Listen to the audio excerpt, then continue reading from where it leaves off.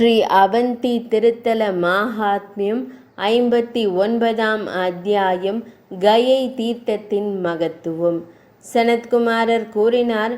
அதன் பிறகு சூரர்களின் அனைத்து குழுக்களும் தங்கள் பாவங்களிலிருந்து விடுபட்டு தூய்மையானார்கள். அவர்கள் தங்கள் யோக சக்தியையும் அவர்களின் முந்தைய அதிகாரபூர்வ நிலையையும் மீண்டும் பெற்றனர். வியாசமா முனிவரே, இதனால் கயை தீர்த்தம் குமுதவதி ஒரு திட்டவட்டமான இடத்தை பிடித்துள்ளது. ஒரு மனிதன் கயையில் உள்ள தீர்த்தத்தில் உள்ள பல்வேறு தீர்த்தங்களிலும் தகுதியான புனித ஆலயங்களிலும் புனித நீராட வேண்டும்.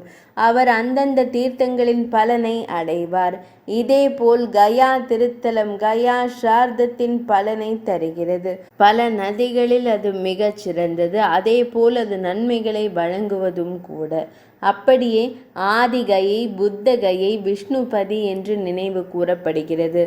கயை கோஷ்டம் என்று சொல்லப்படுவது கதாதரனின் பாதச்சுவடுகள், காலடி தடங்கள், ஷோடசி என்று கூறப்படும் வேதிகா மற்றும் அக்ஷயவடம், பேய்களிலிருந்து விடுதலை தரும் பாறை என்று சொல்லப்படுகிறது.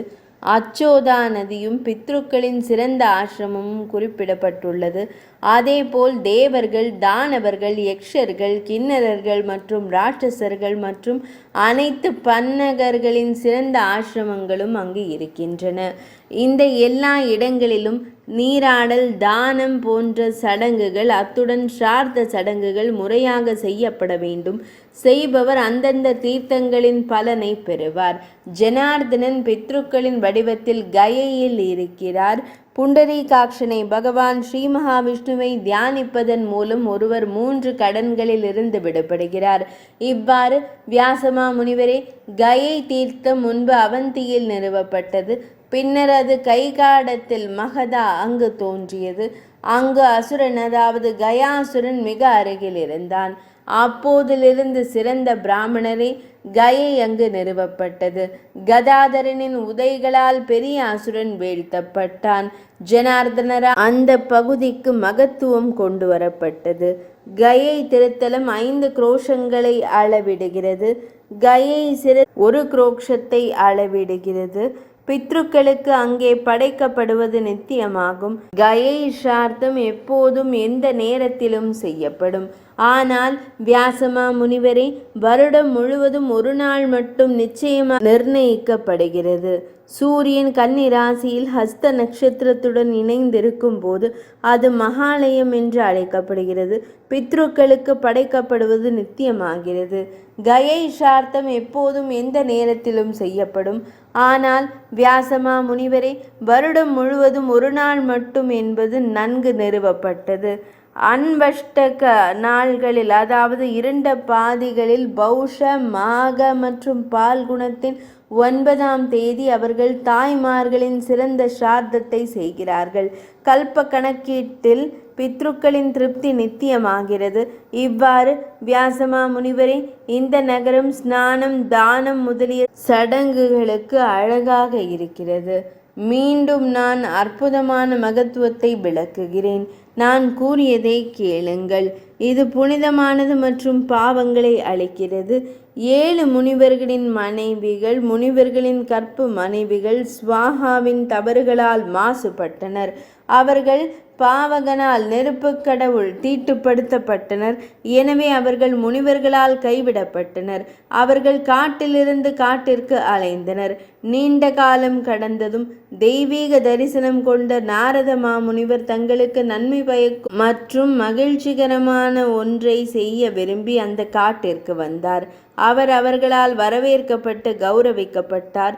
எப்போதும் புனித விரதங்களை கடைபிடிக்கும் முனிவர் அங்கு அமர்ந்தார். சந்தர்ப்பத்திற்கும் இடத்திற்கும் பொருத்தமான வார்த்தைகள் அவரால் சாந்தமாகவும் இனிமையாகவும் கூறப்பட்டன.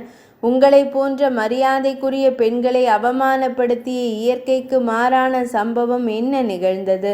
நீங்கள் உலகின் கற்பு தாய்மார்கள். முனிவர்களால் ஏன் நீங்கள் கைவிடப்பட்டீர்கள்? முனிவர்களின் மனைவியர் பதிலளித்தனர். அன்பானவரே, யாகங்களை நடத்தும் முனிவர்களால் நாங்கள் திடீரென கைவிடப்பட்டதற்கு எங்கள் தவறு எங்களுக்கு தெரியாது. கார்த்திகேயரின் சூழலில் துரதிருஷ்டம் என்று எழுந்ததால் பிரபலமான வதந்தியிலிருந்து தோன்றிய பாவம் உடனடியாக வெளிவந்துள்ளது. நாம் என்ன செய்ய வேண்டும்? நாம் எங்கு செல்ல வேண்டும்? பரிகார தவம் என்னவாக இருக்கும்? யாருடைய சாபம் எந்த தெய்வத்தை நமக்கு நன்மை பயக்கும்? அது நம் கணவர்களின் அருகாமையை மீண்டும் பெற உதவும். புனிதமானவரே, இதை எங்களுக்கு தீர்க்கமாக கூறுங்கள். நீங்கள் எல்லாவற்றையும் துல்லியமாக அறிவீர்கள். முனிவர்களின் மனைவிகளின் பேச்சை கேட்டபோது நாரத மாமுனிவர் நீண்ட நேரம் தியானம் செய்து அவர்களின் நலனுக்கு எது உகந்ததாக இருக்க வேண்டும் என்று கூறினார். நாரத மாமுனிவர் கூறினார், மகா துறவி பெண்களே, பரிகாரம் கேட்கப்படட்டும். அழகான மகா காலவனத்தில் சிறந்த கயை தீர்த்தம் இருக்கிறது. அங்கேயே நயக்ரோதம் இருக்கிறது. அத்திமுரம் அக்ஷயம் என்று பெயரிடப்பட்டது. மரங்களில் மிகச் சிறந்தது. அந்த இடத்திற்கு செல்வதன் மூலம் நீங்கள் அனைவரும் பாவங்களிலிருந்து விடுபடுவீர்கள். தீர்த்தம் அனைத்து குறைகளையும் நீக்குகிறது. அது ஆசைகளை நிறைவேற்றும் வரத்தை அளிக்கிறது. அது புண்ணியமானது. அது எல்லா மகிழ்ச்சியையும் ஏற்படுத்துகிறது. அங்கு செல்லுங்கள், தாமதிக்காதீர்கள். நாரத மாமுனிவரின் வார்த்தைகளை கேட்டதும் முனிவர்களின் மனைவியர் தூண்டப்பட்டனர்.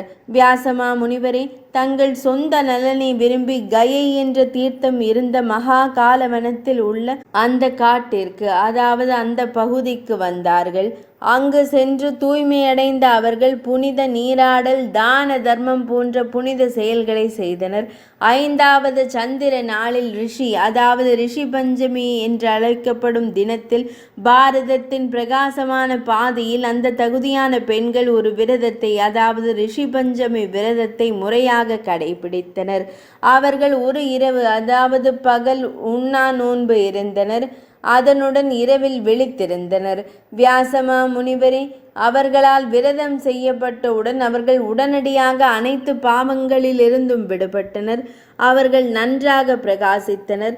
தங்கள் கணவர்களின் கோபத்தால் இழிவுபடுத்தப்பட்ட அவர்கள் முனிவர்களால் அர்ப்பணிக்கப்பட்ட தங்கள் கிரகஸ்தாசிரமத்தை, இல்லத்தரசியின் நிலையை முன்பு போலவே புனித நெருப்புடன் மீண்டும் பெற்றனர். சிறந்த முனிவரே, அன்றிலிருந்து இந்த பஞ்சமி முனிவர்களின் பெயரால் ரிஷி பஞ்சமி என்று பெயரிடப்பட்டது. ஆண்களோ பெண்களோ அந்த நாளில் தூய்மையாகவும் மன ஒருமைப்பாட்டுடனும் இருந்து விரதத்தை மேற்கொள்ள வேண்டும். அவர்கள் நிவாரத்தை, விதைக்காமல் வளரும் காட்டு அரிசி மட்டுமே உணவாக உட்கொள்ள வேண்டும். அவர்களுக்கு ஒருபோதும் எந்த துன்பமோ அல்லது துரதிருஷ்டமோ ஏற்படாது. பெண்கள் ஒருபோதும் துரதிருஷ்டவசமாக, அதாவது வைதவ்யம், விதவை கோலம் அல்லது துன்பப்பட மாட்டார்கள். அவர்கள் தாய்மார்கள், மகன்கள், செல்வம் போன்றவற்றிலிருந்து ஒருபோதும் பிரிக்கப்பட மாட்டார்கள். இவ்வாறு வியாசமா முனிவரே, தாங்கள் கேட்டது கூறப்பட்டுள்ளது. அவந்தியில், பூமியில் சிறந்தவரே, இது போன்ற ஒரு தீர்த்தம் உள்ளது. அத்தகைய புண்ணியத்தை விளைவிக்கும் தீர்த்தம் பிரபஞ்சத்தில் இல்லை. ஒரு மனிதன் இந்த தீர்த்தத்தில் சிறந்த தான சடங்குகளை செய்தால் அனைத்தும் அழிவிலிருந்து விடுபடும். அவர் பகவான் ஸ்ரீ மகாவிஷ்ணுவின் விஷ்ணு லோகத்தில் மதிக்கப்படுகிறார். வியாசமா முனிவரே, எவரொருவர் இந்த கதையை கவனமாக கேட்டு எப்போதும் படிப்பாரோ அவர் குதிரை யாகம் செய்த பலனை பெறுவார். 59ஆம் அத்தியாயம் இனிதே நிறைவடைந்தது.